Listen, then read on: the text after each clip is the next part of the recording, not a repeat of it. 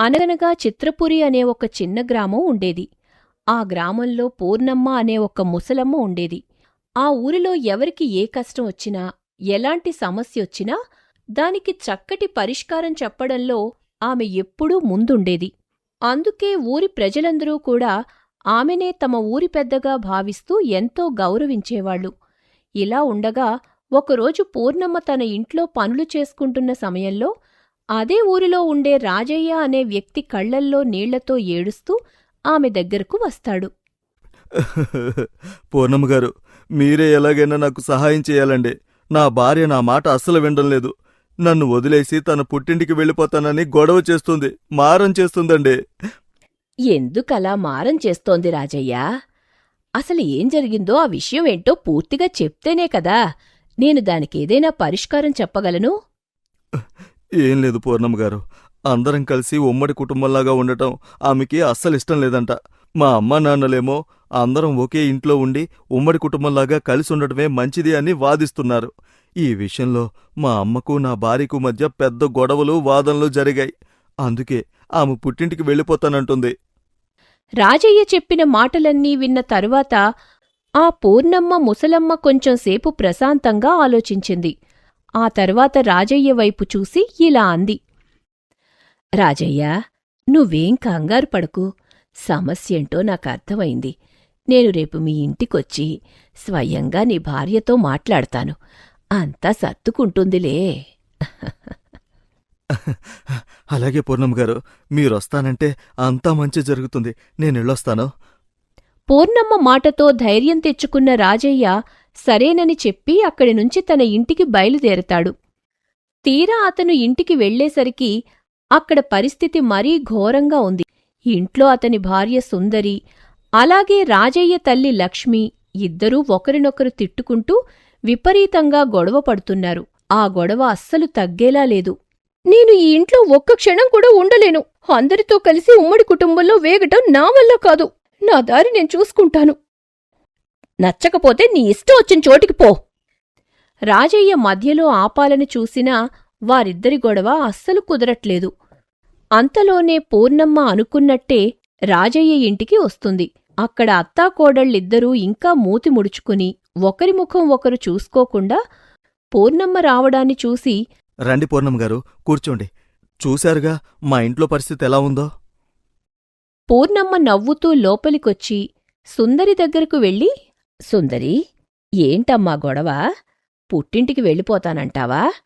ఉమ్మడి కుటుంబంలాగా కలిసుండడం నీకస్సలిష్టం లేదా? అవును పూర్ణమ్మగారు, ఉమ్మడి కుటుంబంలో అసలు స్వేచ్ఛే ఉండదు. ఎప్పుడూ ఎవరో ఒకరు అది చెయ్యి ఇది చెయ్యి అంటూ ఆర్డర్లు వేస్తూనే ఉంటారు. నాకు నా భర్తతో ప్రశాంతంగా విడిగా ఉండాలనుంది. నా కోరికలో తప్పే ఉంది చెప్పండి. సుందరి మాటలు విన్న పూర్ణమ్మ కోపగించుకోకుండా ఎంతో ప్రశాంతంగా లక్ష్మివైపు, ఆ తర్వాత సుందరివైపు చూస్తూ ఒక మాట చెప్పడం మొదలుపెడుతుంది. సుందరి, విడిగా ఉంటే స్వేచ్ఛ ఉంటుందని నువ్వనుకుంటున్నావు. అందులో తప్పులేదు. కాని ఉమ్మడి కుటుంబం అనే పెద్ద చెట్టు నీడలో ఉంటే ఉండే ధీమా, రక్షణ విడిగా ఉంటే దొరకవమ్మా. రేపు నీకు పిల్లనో పిల్లాడో పుడితే వాళ్లను కంటికి రెప్పలా చూసుకోడానికి నీకు అండగా ఉండేది నీ అత్తమామలే. నువ్వనారోగ్యంతో మంచాన పడితే నీకు ఒక ముద్ద గంజి కాసి పోసేది కూడా ఈ కుటుంబమే. కాని పూర్ణమ్మగారు, ఎప్పుడూ నా పనుల్లో తప్పులు వెతుకుతుంటే ఎలా? లక్ష్మి, కోడలంటే నీ ఇంటిని నిలబెట్టడానికొచ్చిన లక్ష్మీదేవి. నీ కూతుర్ని ఎలాగైతే ప్రేమగా చూసుకుంటావో కోడల్ని కూడా అలాగే చూసుకోవాలి. తప్పులు వెతకడం మానేసి ప్రేమతో చెప్తే వినని పిల్లలుంటారా? ఇల్లన్నాక చిన్న చిన్న సర్దుబాట్లుండాలి లక్ష్మీ. ఒకరినొకరు అర్థం చేసుకోకుండా విడిపోతే రేపు సమాజంలో మీ అబ్బాయి రాజయ్యే కదా ఇబ్బంది పడేది. పూర్ణమ్మ చెప్పిన ఆ మంచి మాటలు హితబోధ అటు అత్త లక్ష్మి మనసుని, ఇటు కోడలి సుందరి మనసుని ఒక్కసారిగా కదిలించేస్తాయి. ఇద్దరూ తమ తప్పును తెలుసుకొని ఒకరి ముఖం ఒకరు చూసుకుంటారు. సుందరి కళ్లల్లో నీళ్లు తిరిగాయి. అత్తమ్మను తప్పుగా అర్థం చేసుకున్నానని ఆమెకు అనిపించింది. అటు లక్ష్మి కూడా కోడల్ని తన కూతుర్లా చూడలేకపోయానని మనసులో బాధపడింది. నన్ను క్షమించండి అత్తమ్మా. విడిగా ఉంటేనే సుఖం అనుకున్నాను. కాని కుటుంబం ఇచ్చే తోడు ఎంత గొప్పదో పూర్ణమ్మగారు చెప్పేంతవరకు నాకు అర్థం కాలేదు. నేను పుట్టింటికి వెళ్ళనత్తమ్మా. అందరం కలిసే ఉందాం. లేదు సుందరి, నేను నిన్ను సరిగ్గా అర్థం చేసుకోలేదు. నా కూతుర్లా నిన్ను చూసుకోవాల్సింది పోయి ఎప్పుడూ ఇల్లు పనులు అంటూ నీ మనసుని నొప్పించాను. నన్ను క్షమించు తల్లీ. అత్తాకోడళ్ళిద్దరూ ఒకరినొకరు అర్థం చేసుకుని రాజయ్య ఆనందానికి అవధులు లేకుండా పోయాయి. అతని మనసు తేలికపడింది. పూర్ణమ్మగారు, ఈరోజు మీ ఒక్క మంచి మాట మా కుటుంబాన్ని విడిపోకుండా కాపాడింది. మీకు జీవితాంతం రుణపడి ఉంటాను. చల్లగా ఉండండి నాయనా. కుటుంబం అన్నాక చిన్న చిన్న గొడవలు రావటం సహజం. వాటిని పెంచుకోకుండా ఒకరినొకరు అర్థం చేసుకుని కలిసుంటేనే సంసారానికి అందం. ఏ గొడవైనా సరే ప్రేమాభిమానాల ముందు లొంగిపోవలసిందే. అలా పూర్ణమ్మ చెప్పిన మంచి మాటతో రాజయ్య కుటుంబంలోని సమస్య పూర్తిగా తొలగిపోయింది. ఆ తర్వాత ఆ చిత్రపురి గ్రామంలో రాజయ్య, సుందరి, లక్ష్మి అందరూ కలిసి ఉమ్మడి కుటుంబంగా ఎంతో సంతోషంగా ఆనందంగా జీవించసాగారు. రోజులు గడుస్తున్నాయి. చిత్రపురి గ్రామంలో అంతా చాలా ప్రశాంతంగా సాగుతోంది. అలాంటి సమయంలో ఊరిలో మరో కుటుంబానికి పెద్ద సమస్యొచ్చింది. ఆ ఊరిలోనే ఉండే సోమరాజు, ధర్మరాజు అనే ఇద్దరన్నదమ్ములు, వారి భార్యలు ఆస్తుల దగ్గర విపరీతంగా గొడవలు పడటం మొదలుపెట్టారు. తమకున్న పొలాలు, స్థలాలు సమానంగా పంచుకునే విషయంలో ఇద్దరి మధ్య అస్సలు కుదరట్లేదు. ఒకరి స్థలం ఎక్కువ వచ్చిందని ఒకరు, రోడ్డు పక్కన ఉన్న పొలం తనకే కావాలని మరొకరు. ఇలా రోజూ రచ్చకెక్కుతున్నారు. నేనో పెద్దవాణ్ణి, కుటుంబం కోసం ఎంతో కష్టపడ్డాను. రోడ్డు పక్కనున్న ఆ మంచి పొలం నాకే దక్కాలి. నువ్వు పెద్దవాడవైతే మాత్రం ఎక్కువ తీసేసుకుంటావా అన్నయ్య? నేను కూడా కష్టపడ్డాను, సమానంగా పంచాల్సిందే. లేదంటే ఏం చేస్తానో నాకే తెలీదు. ఎంత దూరమైనా వెళ్తాను. ఇలా అన్నదమ్ములు ఇద్దరూ వాళ్ల భార్యలు కలిసి ఊరి నడిబొడ్డున గొడవ పడుతుంటే ఇక లాభం లేదని ఊరి జనాలు వాళ్లని పూర్ణమ్మగారి దగ్గరకు తీసుకొచ్చారు. ఆ అరుపులు విని పూర్ణమ్మ ఇంట్లోంచి బయటకొచ్చి చూసింది. ఏంటి సోమరాజు, ఏంటి ధర్మరాజు, కన్నతల్లి పాలు తాగి ఒకే గూటిలో పెరిగిన కోడు పుంజుల్లా గొడవ పడుతున్నారు? ఊరంతా చూస్తుంటే మీకు సిగ్గుగా లేదు? అసలేం జరిగిందో ఒక్కొక్కరు చెప్పండి. చూడు పూర్ణమ్మగారో, రోడ్డు పక్కనున్న 3 ఎకరాల పొలం నాకే కావాలి. నేను పెద్దవాణ్ణి, ఆ పొలం నేనే సాగు చేశాను. కాని వీడు దాన్ని సగం ఇవ్వమంటున్నాడు. ఎందుకివ్వకూడదు పూర్ణమ్మగారు? తండ్రి ఆస్తిలో ఇద్దరికీ సమాన హక్కుంటుంది కదా. రోడ్డు పక్కనున్న పొలానికి రేటెక్కువ పలుకుతుందని అన్నయ్య ఒక్కడే దాన్ని నొక్కేయాలని చూస్తున్నాడు. మా ఆవిడ కూడా ఊరుకునేది లేదంటుంది. ఇద్దరి మాటలు విన్న పూర్ణమ్మ కొంచెంసేపు అలా చూస్తూ ఉండిపోయింది. ఆ తర్వాత ఇంటి లోపలికి వెళ్ళి ఒక ఖాళీ తెల్ల కాగితం, ఒక కలం తీసుకొచ్చింది. దాన్ని సోమరాజు చేతిలో పెట్టింది. సోమరాజు, ఈ కాగితం మీద మీ నాన్నగారు చనిపోయేటప్పుడు మీ ఇద్దరికీ రాసిచ్చిన ఆస్తుల వివరాలన్నీ రాయి. అలాగే మీకింకా ఏవేం కావాలో అన్నీ రాసుకోండి. సోమరాజు, ధర్మరాజు ఇద్దరూ పోటీలు పడుతూ పొలాలు, స్థలాలు, ఇల్లు, నగల వివరాలన్నీ ఆ కాగితం మీద రాశారు. ఇక మాకు కావలసినవన్నీ రాసేశాం పూర్ణమ్మగారు అన్నారు. అప్పుడు పూర్ణమ్మ ఆ కాగితాన్ని చేతిలోకి తీసుకుని గట్టిగా నవ్వింది. ఇదా నాయనా మీ ఆస్తి? రోడ్డు పక్కన ఉన్న పొలం, ఊరిలో ఉన్న ఇల్లేనా మీ ఆస్తి? మీ ఇద్దరికంటే పెద్ద ఆస్తి ఒకటుంది. దాన్ని ఈ కాగితం మీద రాయటం మర్చిపోయారే? మా నాన్నగారు మాకిచ్చిన ఆస్తులన్నీ రాసేశాం కదా పూర్ణమ్మగారు. ఇంకా పెద్ద ఆస్తేముంది? ఒకే కడుపున పుట్టిన అన్నదమ్ముల అనుబంధం కంటే పెద్ద ఆస్తి ఈ ప్రపంచంలో ఏముంది నాయనా? రేపు మీలో ఒకరికి కష్టం వస్తే ఆ రోడ్డు పక్కన ఉన్న పొలం వచ్చి సాయం చేస్తుందా? లేక అన్నో తమ్ముడో వచ్చి అండగా నిలబడతారా? ఆస్తి ఈరోజుంటుంది, రేపు పోతుంది. కాని తోడబుట్టినవాడు పోతే మళ్ళీ తిరిగొస్తాడా? మీరు ముక్కలు చేసుకుంటున్నది భూమిని కాదు, మీ నాన్నగారి ఆత్మని, మీ ఇద్దరి మధ్య ఉన్న ప్రేమని. పూర్ణమ్మ చెప్పిన ఆ ఒక్క మంచి మాట అన్నదమ్ముల గుండెల్లోకి నేరుగా దూసుకుపోయింది. ఆస్తి పిచ్చిలో తాము ఎంత పెద్ద తప్పు చేస్తున్నామో వాళ్లకర్థమైంది. సోమరాజు, ధర్మరాజుల మనసుల్లోని స్వార్థం ఒక్కసారిగా కరిగిపోయింది. ఇద్దరూ తలదించుకుని కన్నీళ్లు పెట్టుకున్నారు. నన్ను క్షమించరా ధర్మరాజు. పెద్దవాణ్ణయ్యుండి నీకు ఆదర్శంగా ఉండాల్సింది పోయి ఆస్తి పిచ్చిలో పడి నా సొంత తమ్ముణ్ణి పరాయివాళ్ల చూశాను. నాకా రోడ్డు పక్కనున్న పొలం వద్దు, ఏమీ వద్దు. నీకేది కావాలంటే అది తీసుకోరా. లేదన్నయ్య, తప్పు నాదే. చిన్నప్పటినుంచి నన్ను ఎంతో ప్రేమగా చూసుకున్నావు. అలాంటి నీతో ఈ చిన్న భూమి ముక్క కోసం గొడవపడ్డాను చూడు, నాదే బుద్ధి తక్కువతనం. ఆ పొలం నాకొద్దన్నయ్య, నువ్వే తీసుకో. అన్నదమ్ములిద్దరూ ఒకరినొకరు కౌగిలించుకుని ఏడవటం చూసి అక్కడున్న ఊరందరి జనాల కళ్ళు చెమర్చాయి. ఇద్దరి భార్యలు కూడా తమ తప్పు తెలుసుకొని సిగ్గుతో తలదించుకున్నారు. అదీ నాయనా, భూమి ఎప్పుడూ ఇక్కడే ఉంటుంది, కాని మనుషులే మారిపోతుంటారు. మీరిలా కలిసుంటే మీ నాన్నగారి ఆత్మ శాంతిస్తుంది. ఆ పొలాన్నిద్దరూ సమానంగా పంచుకొని కలిసి సాగు చేసుకోండి, హా? అలా పూర్ణమ్మ చెప్పిన మంచి మాటతో అన్నదమ్ముల మధ్య ఉన్న ఆస్తి తగాదాలు పూర్తిగా తొలగిపోయాయి. వాళ్లు ఆస్తి కంటే అనుబంధమే మిన్నా అని తెలుసుకుని కలిసిమెలిసి జీవించటం మొదలుపెట్టారు. అలా మరికొన్ని రోజులు గడిచాయి. చిత్రపురి గ్రామంలో అంతా ప్రశాంతంగా ఉన్నా ఊరి జనాల్లో మాత్రం పూర్ణమ్మ గురించి ఒక పెద్ద చర్చ మొదలయింది. ఒకరోజు ఊరి బావి దగ్గర లక్ష్మీ, రంగమ్మ అనే ఇద్దరాడవాళ్లు మాట్లాడుకుంటూ ఉంటారు. ఏంటో రంగమ్మ, పూర్ణమ్మ చెప్పిన తర్వాత మా ఇంట్లో సమస్యలన్నీ తీరిపోయాయి. అంతకుముందు ఎవరు చెప్పినా వినని నా కోడలు నేను పూర్ణమ్మ చెప్పిన వెంటనే ఎందుకు విన్నామో, ఎలా మారిపోయామో అస్సలు నాకర్థమే కావడం లేదు.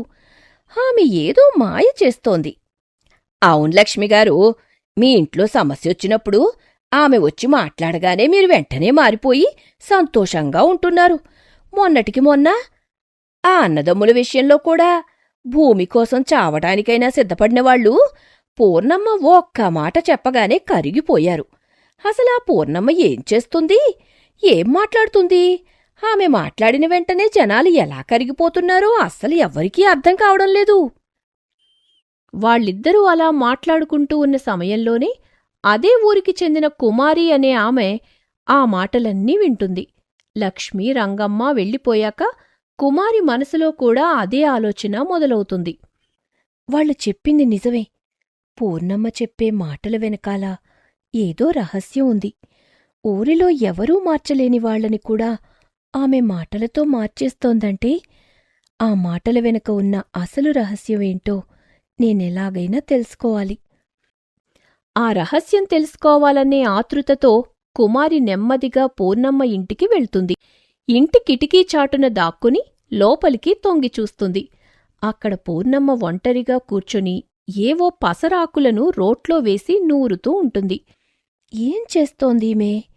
ఈ పసరాకులు ఎందుకు నూరుతోంది? కుమారి అలా చూస్తూ ఉండగానే పూర్ణమ్మ ఆ నూరిన పసరునంతటినీ అమాంతం నోట్లో వేసుకుని మింగేస్తుంది. ఆ తర్వాత దేవుడి పటం ముందు చేతులు జోడించి కళ్లల్లో నీళ్లతో ఇలా ప్రార్థిస్తుంది. భగవంతుడా, ఈ పసరు పుణ్యమా అంటూ నేను ఎవరితో మాట్లాడినా వారి మనసులు మారిపోతున్నాయి.